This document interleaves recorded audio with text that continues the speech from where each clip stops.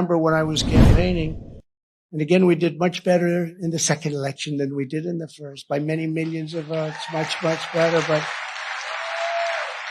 I used to say, not thinking this could even be very possible, but it always had a chance. It will be Venezuela, large scale, or Venezuela on steroids. That's what's happening to our country. It's not even thinkable. We have to take this chance to shatter the corrupt Washington establishment once and for all.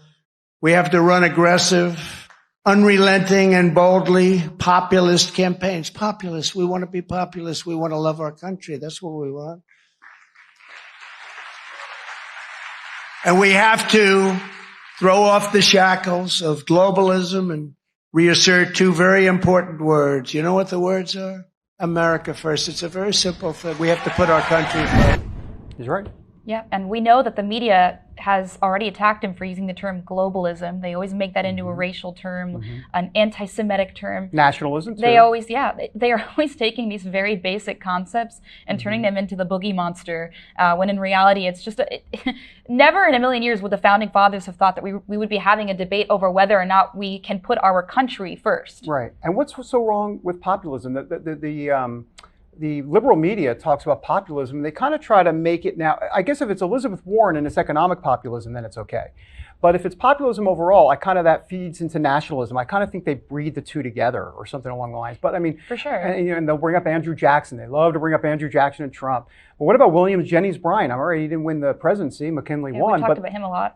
But I mean, there's populism has been around since forever, and Trump is just the latest incarnation of that, if you will. And I love that you brought up William Jennings Bryan because he was a Democrat, and of course, this is not a political issue necessarily. It's just the fact that we want to put the will of the people first. We want to put the masses before we put, Nancy Pelosi's perspective, which is a completely reasonable idea and what we should be striving for in a republic, in a representational republic like America. So it's really interesting how the left comes after him for that. And I do believe that there is somewhat of a shoehorn theory on this, where it's horseshoe theory on this, where the right and the left can come together on some ideas, meaning like Elizabeth Warren. I know Tucker Carlson got in a lot of trouble because he actually, commended her for some of the things that she said about populism. Right. And I actually am in agreement with him. I don't agree with her fiscal policy at all, or her social issues too.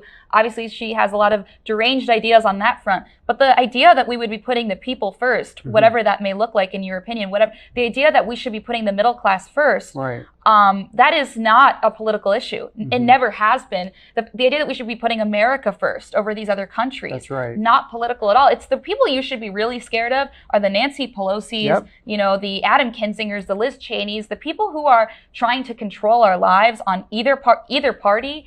That those are the real people we need to be scared of. Well, you mentioned those people, and they fall into the brand of elitism, the elites. And that's what populism, so to speak, is all about from an anti-elite perspective, right? It's about the elites, people versus the elites, not left versus right, as you've been saying all along.